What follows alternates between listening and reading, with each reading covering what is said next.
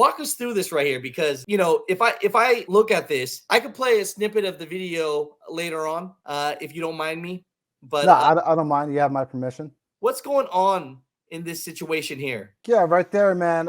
So that's as I'm on the phone with 911. So I'm rushing up there. I didn't know what I would find. I thought I would find, some blood, some gore, and I find her. She's okay. Thank God. I didn't know what to expect. I've never been in this situation before, and she says she's okay. I noticed a little gash on her forehead, and she's more concerned about her cell phone at that moment. Not trying to be Really? mean or anything, but the first thing she was thinking about is her cell phone.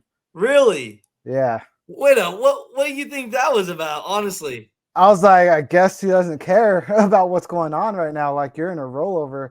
I was kind of thinking, was she disoriented a little bit? I wasn't sure. So, because I did see that gash and I wasn't sure if she had like concussion. You know what I mean? Yeah. And so maybe possibly we'll just say, for the benefit of doubt, maybe in shock. Yeah, in shock. She did say, her legs were kind of hurting. So her adrenaline, I'm sure, was rushing pretty big, and she just wanted to call her loved ones probably or something, let them know what's going on. And Maybe she wanted to call 911. Maybe she didn't know I called 911 before. no, that's man. So did she tell you what happened? What was the situation of this rollover? Yeah, so in the video, she does explain herself that she felt the load shift a couple times before, and I don't know why she didn't strap it down or proceed, but that's my guess. She says she felt it shift on her before, and yeah, she's hauled rolls before, and that's never happened, she said. And what say that one more time? What was that contents inside? Paper rolls, large paper Ah, rolls. I guess they're about like 7,000 pounds each. She had about six of them, I think, or I don't oh know, yeah, we six or can see seven. that in there, huh? Yeah, yeah. Oh man. And where were you headed at the time, brother? Yeah, I was headed back home to Moxie, Washington. So this happened in Oregon near Huntington on Uh-huh. I-84 westbound about 3:10 a.m. in the morning.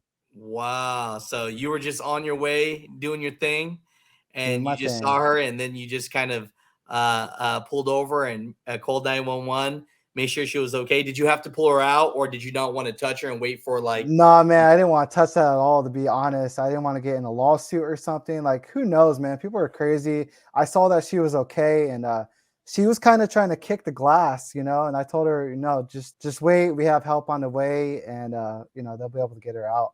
And I even asked 911. I said, "Do you want me to break the glass?"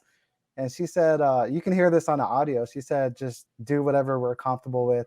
So Oh no, I know, I hear you, man, but freaking dude, I'm telling you, I've seen a lot of people flip, and they usually don't stop, right? And so tell us a little bit about that life, like on the road, and what's your experience so far being a driver for a couple years now? yeah, it's sad, but we do see a lot of truck drivers out here that, it feels like I see a lot of more truck accidents than car accidents out here on the road, especially in the wintertime. In the wintertime, it's pretty bad for trucks. And other than that, the life on the road is pretty nice. You got your free time, do what you want. Are you making money still? I don't want to get in your personal too much, but a lot of people Yeah, say right now it's hard to make money for owner operators. But you're a company driver right now, correct? that's correct, man. Company driver, still making plenty of money. I put out a video about that, how much you can make as a regional truck driver. I seen your videos, how much you can make, doing dry van moving and stuff. I'll be But honest with you. You can make money right now in specialty freight. If you have okay, lanes, if you're like my buddy right now, people are gonna hate on this video when I interview him.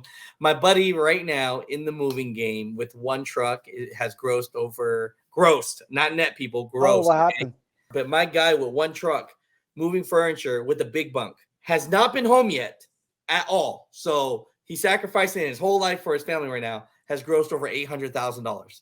Dang, one Everybody's gonna truck. call, yeah, everybody's gonna call BS on me on this because it is gross, and no, that's not net. So net, cut that in half right away, right? Taxes, expenses, Yeah, movers helping you, all that good stuff.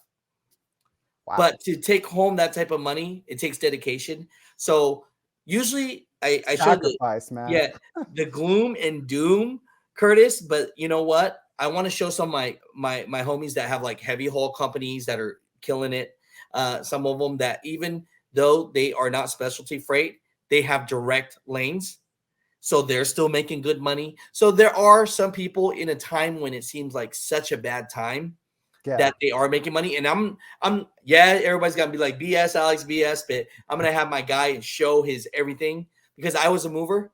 But I do want to be honest, owner operators as a whole, if they are on the spot market, right, Mm-hmm. they're dying right now. It's like Dang. worse than it's ever been. And a lot of people got trucks last year at the highest time. It's almost like buying real estate at like the top market and then it Buy slashes. high, sell low. Yeah. Yeah. So Yeah. I just want to be honest for anyone right now that wants to be an owner operator. If you do not have like a good friend, a good lane, like somewhere to really work this truck, not looking at the spot market and DAT load boards or truck stop or whatever, you will be screwed. So I just like keeping it real. Thanks for the heads up, man. Yeah. Yeah. So because I have a problem with it. I used to do it. I'm going to say the truth on this. I used to show the positive side of trucking too much. You know what I mean? Like Yeah. every All interview glory, was, no doom. yeah. Every interview was one guy, 20 trucks making money, and I feel like, and I I used to apologize. watch your videos, man. I used to watch that. Yeah. You And then used to people are like, hire people when you get to the destination and stuff. and people start hating, go, Alex, you never show negative stuff. Now I show the truth and go, Alex, you never show positive stuff. So I was like, you know what? People send me this video. I think it's so cool that you did what you could to help her out. And you know what I mean? And it's smart actually to always document because like when you actually try to help them out and then they say that you hurt them or you this or you that, you're like, Oh yeah. That's why I didn't want to break that glass, man, and try to help her out. Afraid of getting sued or something nowadays. People are sue happy. It's crazy, man. It's crazy, man. But Oh I just yeah. want to say, man, like that's awesome. I thought it was great that not that she flipped, but that like she was okay and that you were there to like do what you could for her. And I thought that was awesome just to show people like they're still good people. Mother Truckers, comment down below when you get an opportunity when we post this video, just so that you guys can see like, have you been in a position where someone helped you or a position where you were the one that helped them? Definitely would love to hear those stories. Hey, experienced people, loads shift, especially if you're taking rolls of anything, coil, paper, it shifts, right? Right. Hey, Alex, have you ever hauled any paper rolls before? I have never done any of that. I've been a mover my whole life. Oh, So, wow. so Okay. I've hauled. I'll tell you the stuff we've done, and car haulers will probably cringe. I've had to put like a BMW on the bottom of my on my trailer, right? Mhm. And then the guy's like, "Hey, man, for extra $2,000, would you put another car on?" And I wouldn't have any room. And what I would do is I would use my my decking bars and plywood, and then we would just use our decking bars and just make a little ramp, and then drive it up and sit their car on top, just on Dang. decking bars. That's old Sounds school movers. sounds sketchy. Sketchy as heck. So we do things like that. Sometimes I'd have like clients that do have like certain like coils, paper rolls, but it's not like so massive where we couldn't like lift it up with like two guys, Yeah. but not So at the level where it's like 800 pounds. so you want to know if you're able to strap these down in a van, like a dry van or anything, huh? No, I would think that. So for everybody that is experienced with that, big paper rolls, right? Right. What would be the best way to handle that load so it doesn't shift? Make sure you guys comment down below on that so we can all learn something, right? I thought all those are supposed to be strapped down and secured, but what do I know? I've only been out here 3 years. Well, I would say that, hey, even if you can't really strap it down, I mean, you have straps, you have ratchet straps. You could put them around and do something from moving, right? Yeah, You that's got decking bars. You could put one decking bar here, one click the other decking bar on the other side. Hey, maybe it'll move this way, but maybe it can't move this way. I right. don't know. Definitely for the experienced ones. That's what's so great about trucking, right, Curtis? Is I can have 12 years as a mover, and my uncle can have 30 years as a mover. But my uncle don't know nothing about paper rolls, I coils, know, flatbed. right?